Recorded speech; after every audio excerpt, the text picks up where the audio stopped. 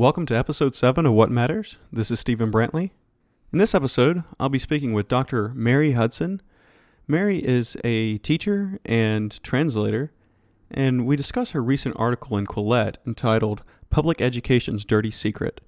So we talk about some of her views on education, some of her experiences, and some of the problems that we might be facing in public education in America. There are a few audio issues.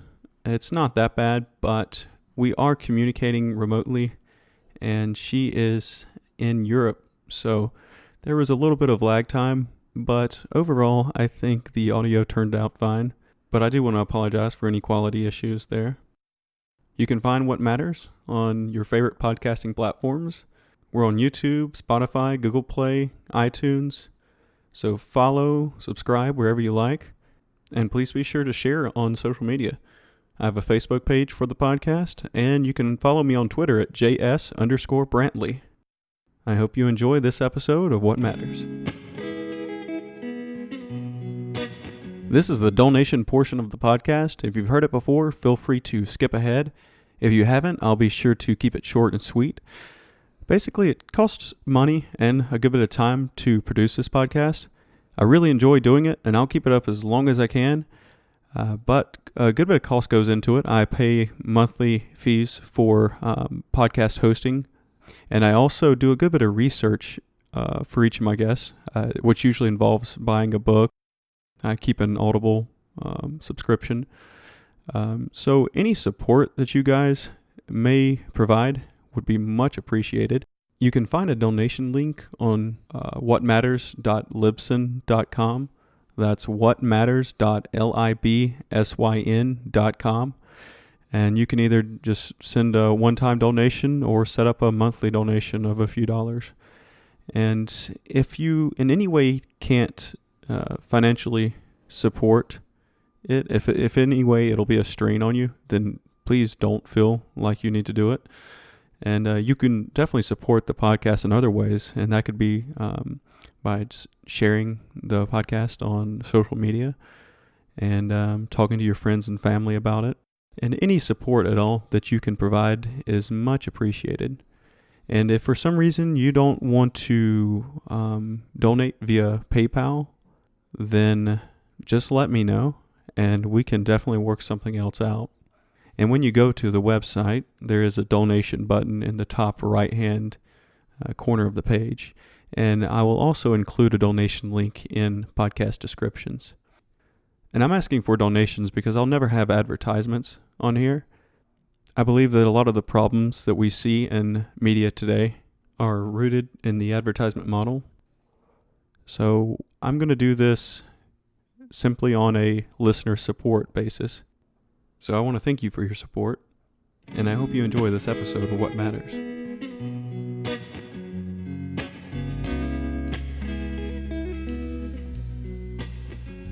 Mary, welcome to the podcast. Thank you very much. It's a pleasure to talk to you. Yeah, it's great to have you on here. So I want to have you on here today to talk about the education system and your experience in education, particularly in New York public schools. I'm very passionate about education, struggles with it a lot. So I really want to dive down and try to figure out kind of what's going on there. To start off with, you have a PhD in French literature? That's right, from CUNY Graduate Center in New York. Okay. And you've worked as a translator. Did you do that before you started teaching? Well, I've done translating for various jobs and so forth all my life. But the only time I did it professionally, so to speak, for money, Marie Antoinette, the most extensive, in-depth biography I have read of her. But I also had my PhD thesis published by Nebraska University Press a number of years ago. It was a translation of Louis Ferdinand Céline's book, and I called it Fable for Another Time. So, but it's my art. Teaching and translation are my arts. They're not usually recognized as arts, but to me they are. To me, there's an art in each one of them, and they're the only ones I'm good at. So I like doing them both very much. So what led you into teaching? Guess my mother. Mm, My mother always said, I come from a large family. My mother said, Mary, you should be a teacher. You have a lot of patience. And mm. for some reason, she was right. I've done other jobs in my life back in the day when you could be a bilingual secretary and that sort of thing. Never liked it, but I wound up teaching. Um, so that made me happy. Okay, well, that's actually funny. My mom is a teacher, and Oh, nice. she basically was like, "You probably want to stay out of that field." Yeah, and these days, it's certainly Yeah. public education. It's such a mess. So Yeah. I read your recent article in Quillette. It was released in early February, and it's entitled "Public Education's Dirty Secret." Yes. And it talks about your time in three different schools in New York, Hmm. and you discuss kind of what you see as kind of the big problems in education. So I want to start off just going through the some of the experiences, and I want to hear some of the stories that you have to tell about your time there. So you started teaching at Washington Irving High School in late 2001, right? Yes, September 2001. Okay, and that was right before 9/11. Yes. And kind of the first story that stood out to me in that Quillette article, which we'll link to below on in descriptions. But the first thing that stood out to me is the response that students had when they first heard about the planes crashing into the towers. Yes, I'm afraid it did happen. The response, not by everyone, but by Mm, a large number of students, they were very happy about it. And I was in such a state of shock already, just finding out about it, that I was taken aback, but that's it. And as I said in the article, that really indicated a lot about what was about to unfold. Right, Because and what grade level was this? I think this was a freshman class. Okay. So, and it was just within a few days of school's opening. So the kids were, they were there. They weren't too badly behaved yet. Hmm. They just seemed indifferent. And I'm assuming they were cheering because they would Yeah, get out of school. no, Or, no. I think they were cheering because a symbol of, whatever, down with the imperialism or man, white or power. Yeah, I think so. wow. That was the impression I got. I know Yeah. one student, maybe not in that class, but in one of my other classes, became very worried because someone in his family worked there. Mm. But I didn't know that until later. No, it was shocking in a way, but I'm afraid it happened. Yeah, yeah, that's Yeah. incredible to hear. The thing Yeah. is, pretty much everyone can remember where they were, and I was in Oh, first grade yes. Yeah. when that Oh, happened, really? Yeah. Yeah. and I remember being worried, not having fully understanding what was going on, but definitely I couldn't imagine anyone cheering or seeing that on the TV and or hearing about it and cheering. Yeah. Yeah. But Well, I'm afraid they did. yeah, And I don't know if that happened in any other classes, but I sure. certainly wouldn't be surprised.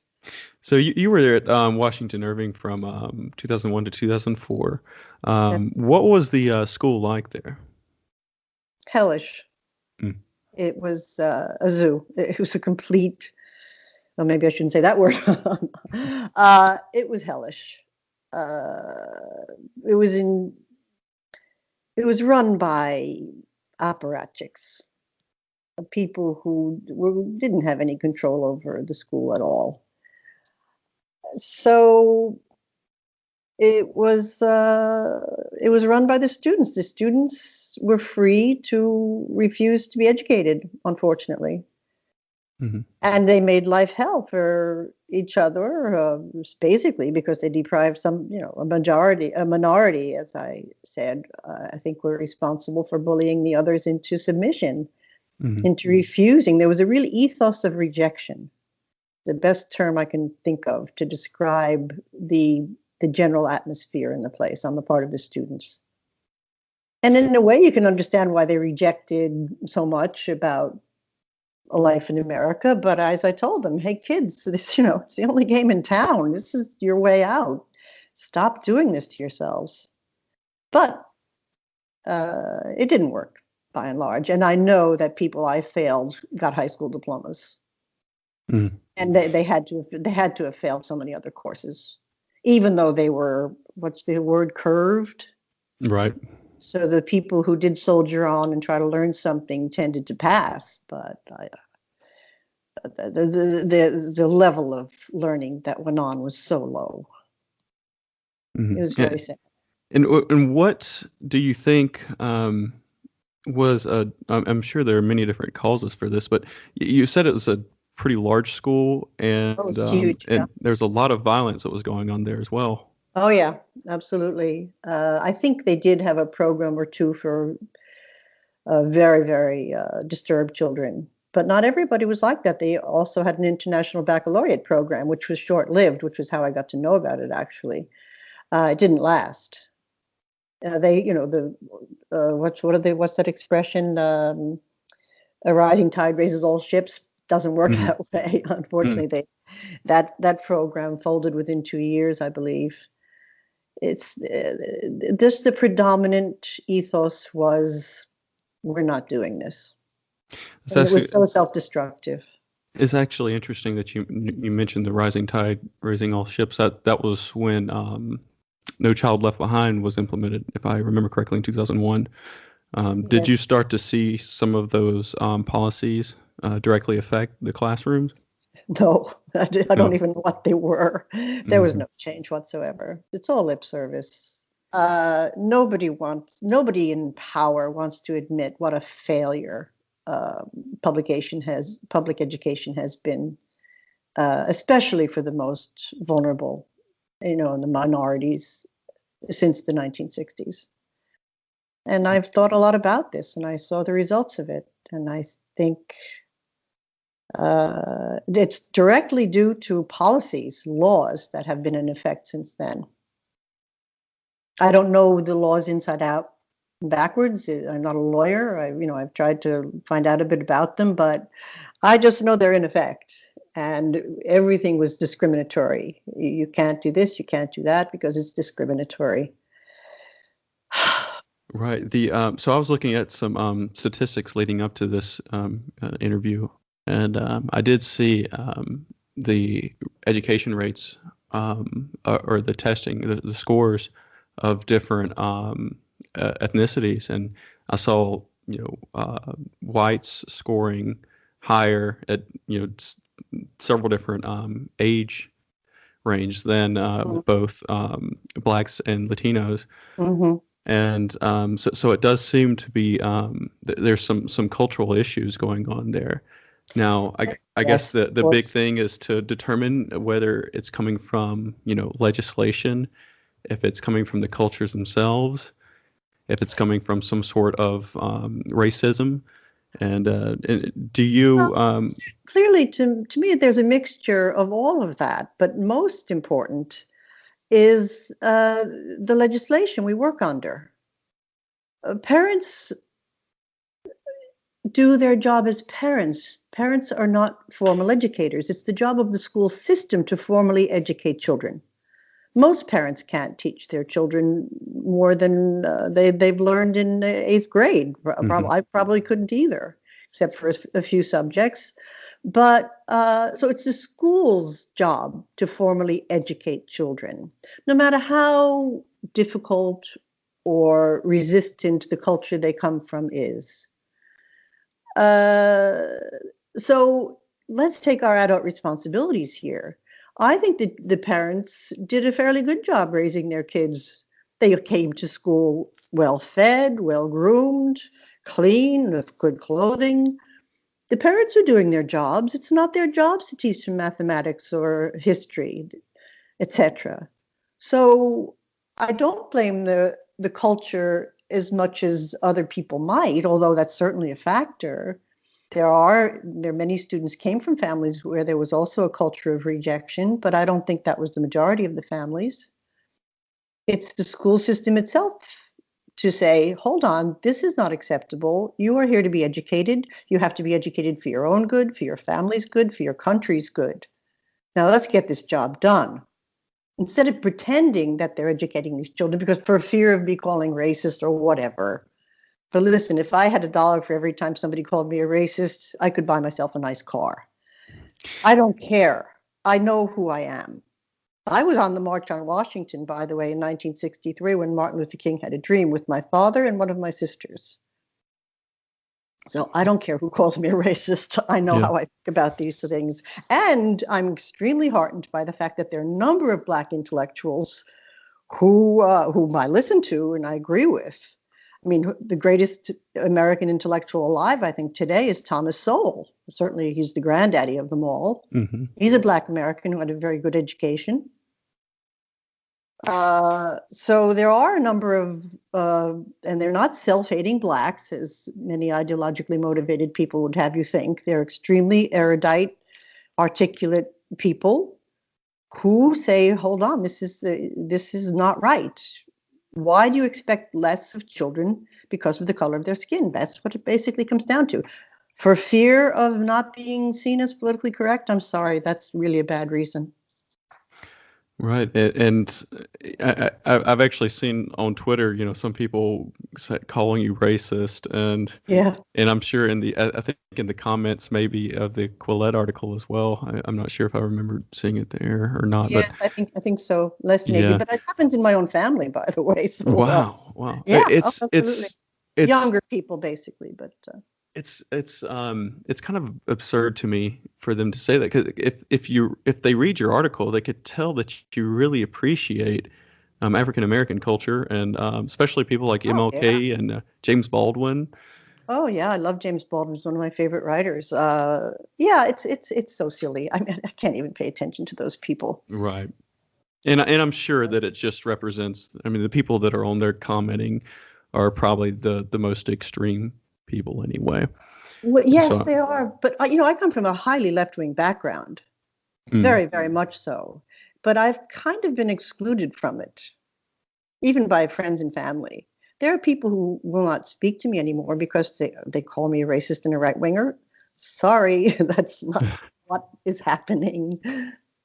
Wow. I don't know. It's very odd. So while you were at Washington Irving, you started seeing how the school would discipline the children, and they wouldn't allow out of school suspension. Am I right? Yes, that's right. I think it was against the law. Really? I'm not sure about that. Yeah, I think so. Yeah. So what was the reasoning behind that? And I guess the substitute for that, they would have in-school suspension. Yes, but that was just going to another room with your pals. Mm-hmm. I mean, that was useless in my opinion. Maybe not your pals, but children who are equally disruptive. I'm sorry, what was your question? What was the reason that they wouldn't allow? It would be discriminatory against Black people, basically. Because nobody ever spelled it out that way, but that's what it was. I mean, virtually all the kids in the school were Black anyway. But the pity is that most of them were, would have been happy to be in the environment where they could learn. But they're kids. How did they can't articulate their feelings and ideas very well, especially when the whole world is telling them that it's okay, they're fine the way they are. Right. And the out of school suspension thing, it's a big debate today, and it sounds like you come down on it's an effective punishment. Absolutely. What was the most effective punishment aside from torturing you to death or whatever in the ancient world? It was banishment. In the old, in more, well, you're not allowed to say primitive societies, but they've existed. We all come out of them. The most effective punishment was banishment because you died.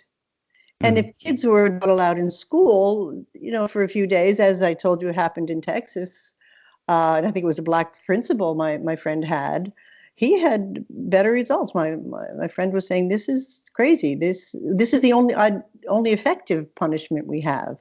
Of course, I don't believe in capital punishment, corporal punishment. Hmm. I think that is wrong and not necessary. But we certainly need some sort of punishment. Children always test limits. If you've raised a child, you probably haven't raised a child yet, but I did, and I helped raise a lot of my brothers and sisters. And I know that children are always testing limits. Always. That's how they Oh yeah. learn how to be human. Hmm. And if there are no limits to how they're going to behave, they'll say, "F you." Hmm. Sure. Yeah, And yeah, okay, no limits, you'll see what you get. To me, I, that makes perfect psychological sense. right. And I guess one of the big concerns with out of school suspension is, how do they not? A lot of kids, I remember being young and I was thinking, if that ever happened, it's just a day off from school. Now, the reality is my parents would,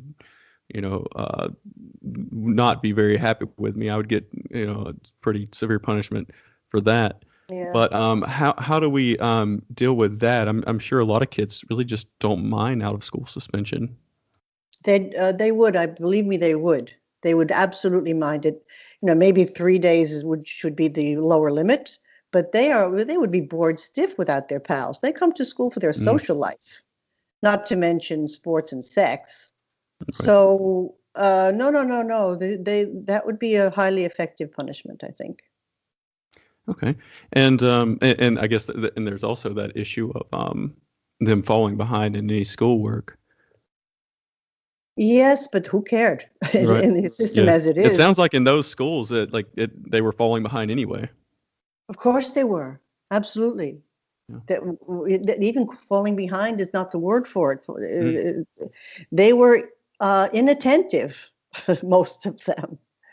And the poor dears who tried to pay attention got the short end of the stick because so much time was just absorbed by keeping order, right. And so keeping people in their seats. and it's so hard for kids to learn in that chaotic environment. Of And course, it's impossible. It's impossible to learn in chaos. You need calm, disciplined environment to learn.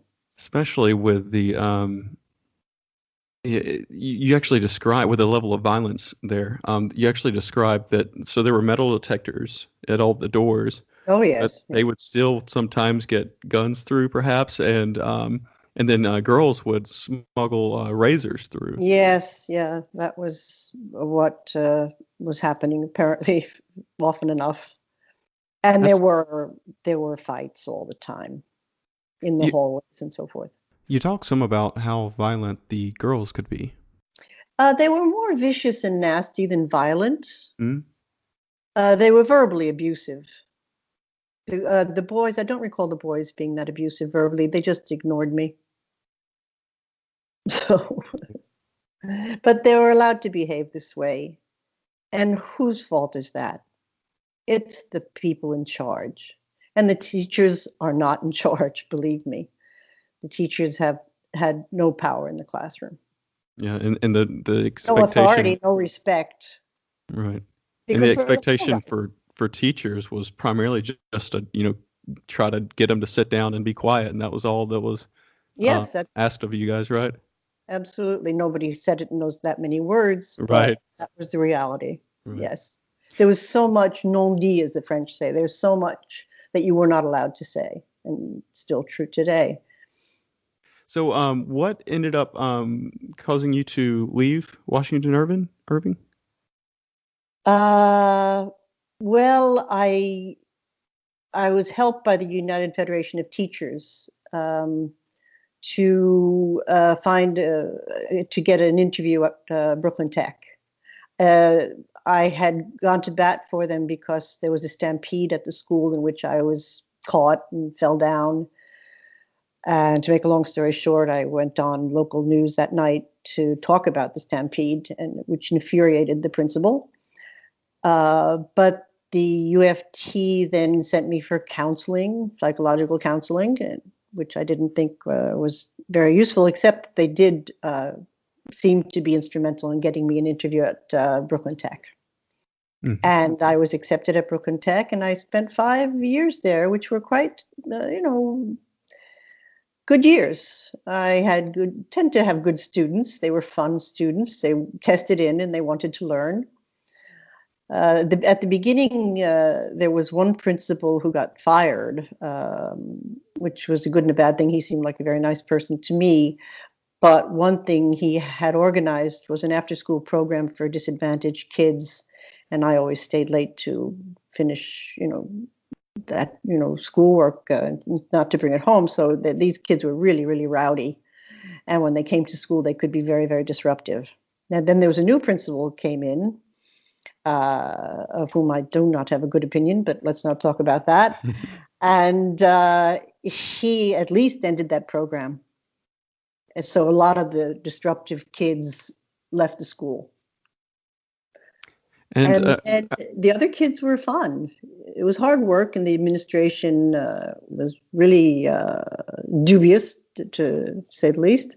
But I had wonderful colleagues. We had great students, and it all worked out so well that they asked me to be the French AP teacher, and I went for their training program, etc., and was preparing to have this AP class in September. But the day before school ended, I was told by the assistant principal that I was no longer needed at Brooklyn Tech after 5 years. wow. So, yeah. And how did Brooklyn Tech compare? You said that they tested in for that. Yes. So I'm assuming the students would be a higher level of achievement. Yes, they And were. They were. Not a very impressive level, in my opinion, but mhm. I'm old and we had different standards back in the day. But they tended to be lively and fun, and they wanted to learn. And I could actually teach the way I prefer to teach, which was through French. I Mhm. didn't speak any English in the class, but I got the kids involved, listening and speaking in French from day one. And they were very grateful for that, I think, by and large. How The did it principal compare wasn't. as how did it compare as far as what income level was coming into the school and what demographics you had? I don't really know, but I think most of them came from immigrant families, Hmm. first generation or so immigrant families. So I imagine they were middle income. Hmm. Some, not everyone, but I don't know. I never really thought about that. But the kids were just more lively and engaged. The other, not that different from the other kids I had taught, except that they were happy to learn and had the environment in which they could. Okay, and so you were told in 2009 that you were finished there at Brooklyn Tech, and then you managed to go over to Victory Collegiate High School after that, right? Well, that was a punishment, really. I was sent there for not towing the line steadily Ah, enough, I think, because I was on the UFT advisory board. So I had more contact with the principal than I would have liked, perhaps. And I disagreed with things he was doing. For one thing, he thought in a technical high school there was no use teaching foreign languages. That's how edified a human being he was. So, yeah, so he got his revenge and he sent me to a hellhole wow. with Bill Gates' money. Ah, that's right. So Bill Gates Bill Gates funded uh, Victory Collegiate, right? Yes, that's as far as I know. Yes, that's what we were told. Yeah. Okay, and And they were very small classes. Somebody was footing the bill. Some right. so they were very small. It was a very privileged school in that way. Hmm. Yeah, so it was you described it. You were pretty optimistic, I think, going into it. Yes, because I had an interview with the principal, and he was saying, "Oh yeah, we have no behavior problems. Our kids wear uniforms, etc., etc." And that proved not true. Right. And and you said that was, Washington Irving all over again, I think is In the word. miniature, yes, yes, only smaller. Hmm. And a large portion of those teachers, you said, came from Teach for America. Can you describe what Teach for America is? It's, I think it's an NGO, a non-governmental organization that trains people to go into inner city schools, I believe. Hmm. They're young, idealistic people who are very sweet, but awfully naive. Right. And they bought into this nonsense that these kids, you had to pity these kids because they were underprivileged. A lot of those kids were freshly arrived immigrants, or their families were from the Caribbean, who were professional people. I would meet them at parent night, and they were horrified. Well, what's going on? My kids aren't learning anything anymore. So not everybody was ghettoized in that school or at Washington Irving. Uh, so it's it's the school that allows this kind of fraudulent pretense at educating kids to go on. I don't blame anybody but the school system. Hmm. Certainly not the teachers. I met wonderful teachers wherever I worked for those 9 years. Yeah, yeah. I've always wondered. So I was actually interested in Teach for America. When I first graduated undergrad, I was interested in going into education, Mhm. and so I was looking at Teach for America because you can get your teacher certification by going through that program.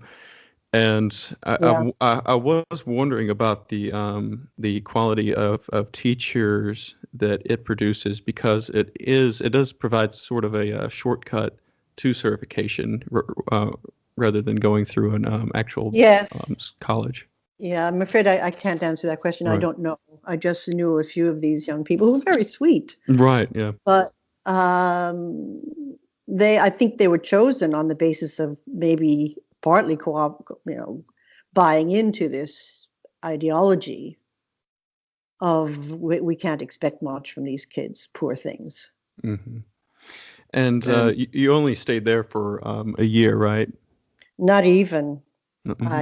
I broke. I finally broke, and I couldn't take the humiliation anymore, and the abuse from the kids. And I realized at that point that I could manage somehow without teaching in the public school system anymore. Mm. So it, you know, ignobly, I quit. Sorry. Right. But And as I said, they weren't learning anything anyway. One of those sweet teachers from Teach for America said, "Well, how could you possibly abandon your children?" I said, "That makes a difference. They're going to get passing grades anyway, most of them." mhm. So, no, I didn't feel the least bit guilty, frankly. Yeah, and so you wrote this article for Quillette, and what would you say is the main thesis behind it? What do you think is the main problem with the education system? The inability of educators and lawmakers to admit the truth, that it's our own policies that have created this terrible education system that works, if you're in a wealthy suburban neighborhood, et cetera. But if you have a critical mass, I always thought, if there's a critical mass of children who have bought into this ethos of rejection, it's going to ruin the whole school. You might, in some neighborhoods in Queens, you're not going to have that problem because you won't have that critical mass of children who have bought into this warped notion of, I don't know what, of grievance, of victimization. I don't know how to even to describe it. Hmm. And you describe But actually one of the students at I forgot, I think it's Washington Irving. They actually described that they weren't that concerned about learning the material because they were a black student, and they said that they could get in with a lower score yes, than that's others, right. right? Yeah, I can get in with a 75 average. I'm black. That's a direct quote. But it was also indicative of how most kids felt. And I think that is such a despicable disservice to those kids. You're encouraging them to be lazy, really? Intellectually lazy? The kids didn't even know they came to school for their intellectual development. I told that in the article too. I said, you're not here to play. You're here for your intellectual development, and it was clearly the first time anybody had said that to them in the school system. So, So yeah, so they had it was great. They came for their social life. mhm.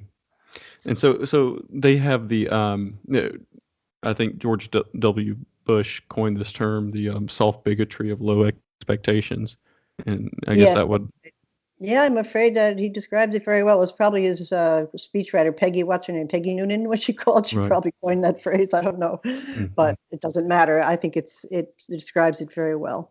And what would you say about the curriculum there at these schools? Well, at Washington Irvington, no, I'm sorry, at Brooklyn Tech, I don't really know about the English. It was probably more rigorous and less anti-European than certainly at Victory Collegiate, but I was shocked to find out that you don't even call English English anymore because it's too European, Mm. Eurocentric. I think that's absurd and racist, among other things. Language arts, what does it mean? Language arts? There are language arts, but you're learning language basics as well. You should be learning grammar, although no, that was too elitist. Nobody taught grammar anymore. I was horrified. I think one of the best tools for intellectual development is knowing the grammar of your language. Mhm. But even my own daughter didn't learn grammar. She's older than you, but she learned it through French when she studied French. Aside from what I could teach her about grammar, which I love grammar. I think it's a fascinating subject in and of itself, extremely useful for organizing one's thoughts and so forth. But yes, so yeah, it was elitist and racist to even Shakespeare. There was a pathetic reduction of Shakespeare to a few hundred words that the kids had to study. And they were taught that he was not terribly interesting. He was overrated. Wow. The greatest geniuses in human history, along with Dante and a few others. Mhm. Uh, no, he was a dead white man from Europe. We don't care. That's what they were taught. They didn't learn this stuff by themselves, the kids. That's what they were taught in the school system.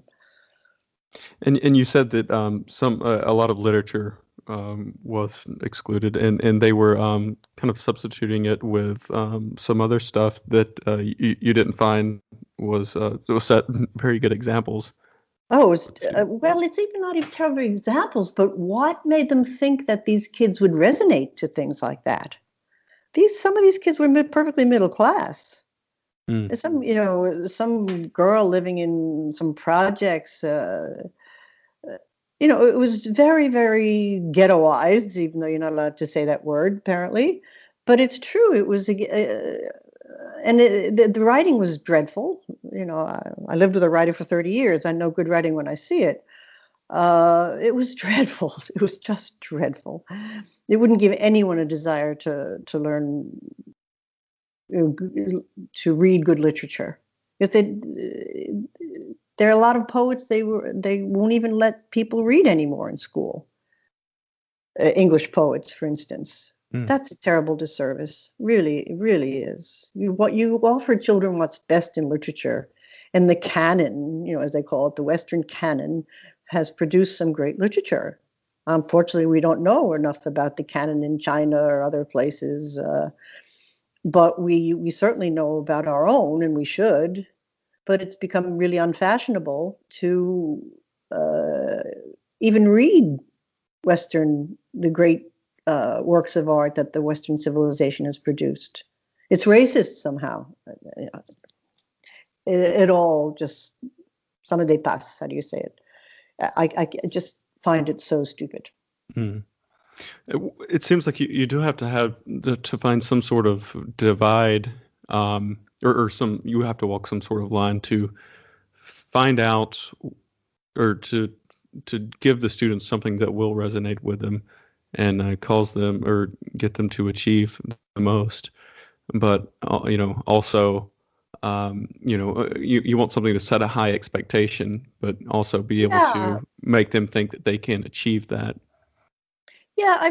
I don't think children resonate to literature just because it's written by somebody with the same color skin. Mm, Sorry. mm, Sure, read James Baldwin, and some of the other great African American writers, of course. Although Baldwin might be more for college age, but I don't think kids care what color the skin is of the person who wrote a wonderful poem or a song. Who thinks about that? right. This aside from politicians, I guess, or Mm. civil rights leaders or whatever, so-called civil rights leaders. I don't know. Look at I got in trouble with somebody for talking about Booker T. Washington, saying in my own family that he was this very interesting civil rights leader, black leader in turn of the 20th century, but he's not in fashion these days because his message was one of self-sufficiency and improving ourselves and contributing to our community and our country, et cetera, et cetera. And that brought forth the accusation of racism on my part. So I want to go into kind of you said that a lot of the issues were from policies, and are these policies, you've mentioned that in the article that some of the policies were coming from the Department of Education, having All of very them, strict, sorry. all of them were, Hmm. as far as I know. Yeah, and they were having some very restrictive policies on what teachers could actually teach in the classroom. How did those uh, DOE policies affect you? They didn't really, because I remember teaching very rudimentary French in French. So I didn't really have the chance I would have loved to have the chance to talk to the kids more in English about certain issues, but it just wasn't my job. I didn't feel it was right to do that. And besides, the kids might not have known so much about those things. And uh, and you said that I guess one of the big issues with the American educational system is, and I can't claim to know that much about other countries, but America does have several layers of government. We have federal, Mm, yeah, state, and local that all yeah, have their right. hands in on what actually gets taught in the classroom. Do you think that's part of the problem? Honestly, don't know. I don't think so. I think there could be some leeway in what you teach according to what city you're in or what part of the Mm, city even, but I'm afraid I don't know the answer to that. okay. Yeah, and if somebody were to want to fix the system, what would you recommend to them? Would you recommend for them to go into to try to get elected to Congress, or to go into state government, or to try to be a superintendent or a principal? Oh God, no, not a superintendent or a principal. No, no. I think there first of all has to be a national conversation about what the real problems are. And Hmm. I think a very effective way of doing that would be for parents and teachers to get together and say, look, our kids are being badly served by our education system. We have to change this. Look at it's the 21st century already. I think education will be changing very, very rapidly within the next 10 years or so with the internet and that sort of thing. You no longer need a lot of intellectual rigor because you don't have to memorize things anymore. You can just Google everything, which is wonderful. But the education system is going to be changing in ways we can't even imagine now, I think. But it still is necessary to bring kids together in a social environment, in a calm, peaceful social environment where they can learn things with teachers and each other. So that part of it won't change, and that's the part where things have gone so haywire because teachers have been prevented from teaching by the rules we work under. I think our lawmakers are very responsible. Civil rights leaders have been responsible in a bad way, in my opinion, for promoting this kind of mentality. Not all of them, of course, but too many of them. And we have to go forward, but the first step is admitting what the problem is. And it's not poverty, it's not racism, it's not the teachers, etc. There are real everyday problems in the classroom that have to be addressed. How do you change the environment to make it possible and pleasant for young people to learn fairly difficult things? Because as you get older, you have to learn more and more difficult and complicated things in order to be able to be a productive member of society. So it takes a certain amount of self-discipline and taking responsibility for yourself. The kids are not taught that they have responsibility for themselves or their families or their country. And another issue with the American system is we have a tremendous amount of income inequality or differences in backgrounds compared to Scandinavian countries. People always like to look at Scandinavian countries and say their education is incredible. And I would imagine they have some of these policies that you're talking about of like egalitarianism, and but they're also a much more homogenous society. Do you think that the large diversity in America is part of the issue? Why? How do we address? How do we deal with students that come from such different backgrounds? I don't think it's all that difficult. When you're in the classroom, it's the teachers don't discriminate. I couldn't even tell what kids come from money and what kids don't. And in the Scandinavian countries, by the way, they're less homogenous than they used to be, with so much immigration into Europe now. They're beginning to have severe problems in those countries. We don't hear about it much in the States, maybe, but you hear more about it in Europe. So some of that is breaking down, some of that homogeneity there. But no, I really don't see that as a problem at the school level, I should say.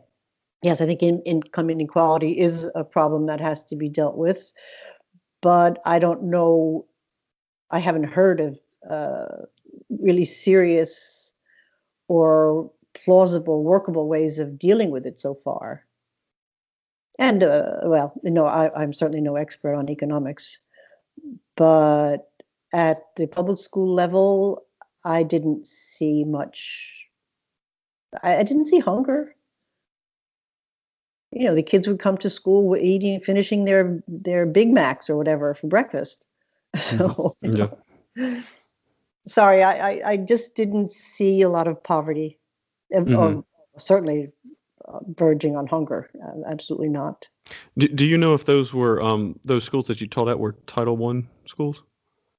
I don't. Okay. I don't know. Sorry. Yeah, it's a large portion. Could you briefly explain what Title I is? You probably do it better than I could. No, I can't. More federal money, is that right? Right. That it leads to getting more, I believe. But the judgment for it is, I think, if 40% of the students, the families are below the poverty level, then it results in students getting free meals and stuff. No, yeah, I'm afraid I don't know the answer to that. I imagine it'd be easy enough to find. But again, I don't know what the standards are by which, you decide what poverty is. I grew up certainly when kids had less to eat than they do now, and less access to junk food and that sort of thing. So you think that the main thing that we should be doing right now is having a conversation on kind of the expectations that we're having of a lot of students in America. I agree, and it's a false conversation. We have to address the human needs of the kids in wherever they come from, and there's not that vast a difference. We don't have, we probably 100 years ago, when the Irish were the misbehaving immigrants and so forth, there was a lot more drunkenness, there was a lot more poverty, there was a lot more bad behavior in the schools, but they dealt with it, and they punished it, and they got rid of kids who couldn't learn or refused to. So, it sounds cruel on my part, but we have to expect responsible behavior from students. And not expecting that from them is very wrong. And it comes down to being actually racist. Mm. Why do you expect less of me because of the color of my skin? And in practical reality, even though they won't admit it out loud, they do expect less of minority students. Yeah. African Well, American minority students. I think that's a great way to end it right there, because it does seem like there is some sort of discrimination coming from that side that people aren't talking about. Absolutely. Yeah, low And expectations is a form of racism and it xenophobia. certainly is. It Right. certainly is. And I and my students suffered from it every day. So it's a terrible disservice, really terrible. Those children deserve better, but they're children. The adults have to take their responsibilities first and demand of the children that they take their responsibilities. Well, Mary, thank you so much for coming on the podcast. And so I'll link to the article below. Where can the listeners find out more about you? You can put them onto Twitter. They might be interested if they're interested in history, they might want to, of the French Revolution, they might want to read The Indomitable Marie Antoinette, translated by me, but written by Madame Berthier, a formidable intellect, who I think is still alive in her 90s. The Céline book is a bit too esoteric. I don't think people would be interested, although it's a great work of literature. Yeah.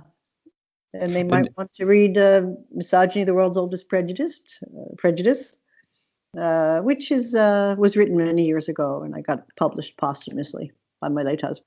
That sounds very interesting. I was looking into that a little bit, and that's on my reading list. Oh, great. Yeah. It's, things have changed so rapidly, and as my husband would have, but he was a very open-minded journalist. Mm-hmm. It was a great education living with him, because he was curious and always wanted to know how other people saw things. So it was impossible for me to become an ideologue living with such a man who came from a ghetto. Actually, a lot of his family are ghettoized in Northern Ireland. He came from, the oppressed Catholic community. Mm-hmm. He wrote about the Troubles. So that was a very interesting education, living there and seeing that ghetto problems are ghetto problems, no matter what the color of your skin is, etc. So. And so you're planning to get back into teaching, am I right? Just on a voluntary basis, yes.